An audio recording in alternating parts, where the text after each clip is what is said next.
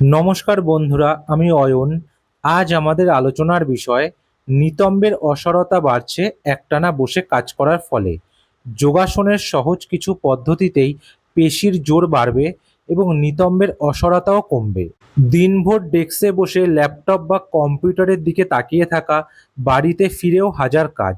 ব্যস্ত সময়ে সকালে বা বিকেলে 40 থেকে 45 মিনিট নিজের জন্য সময় বের করা কি চারটিখানি কথা? কী ধরনের ব্যায়াম করব তা খুঁজে বের করতে করতে সময় চলে যায়।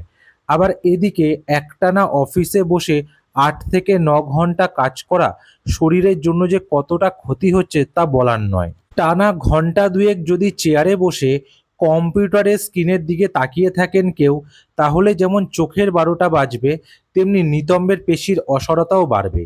এই সমস্যাকে বলা হয় অফিস চেয়ার বাট সিনড্রোম। এতে নিতম্বের পেশিরই আকার বদলে যাচ্ছে, ফলে বদলাচ্ছে নিতম্বের গড়ন। এর থেকে বাঁচতে যোগাসনের সহজ এক পদ্ধতি আছে, চেয়ারে বসেই তা করা যায়। এর নাম হলো সিটেড হিপ সার্কেল। এই যোগাসনটি আমরা কিভাবে অভ্যেস করব আসুন জেনে নেওয়া যাক। পিঠ টান টান রেখে চেয়ারে সোজা হয়ে বসুন।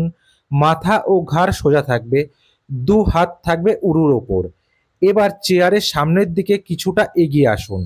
হাঁটু সোজা রেখে ডান পা সামনের দিকে বাড়িয়ে দিন যতটা সম্ভব।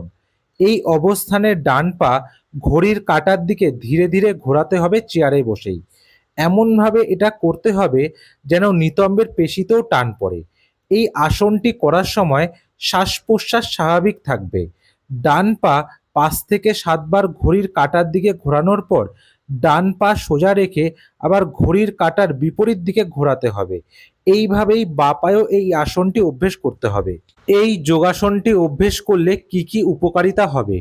পা, কোমর ও নিতম্বের পেশির স্ট্রেচিং হবে ব্যায়ামটি করলে।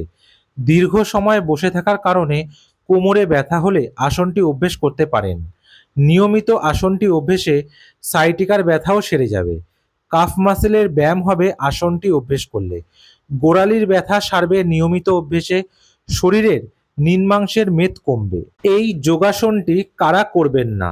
আর্থারাইটিসের ব্যথা থাকলে আসনটি না করাই ভালো। হাঁটুতে অস্ত্রোপচার হলে আসনটি করা যাবে না।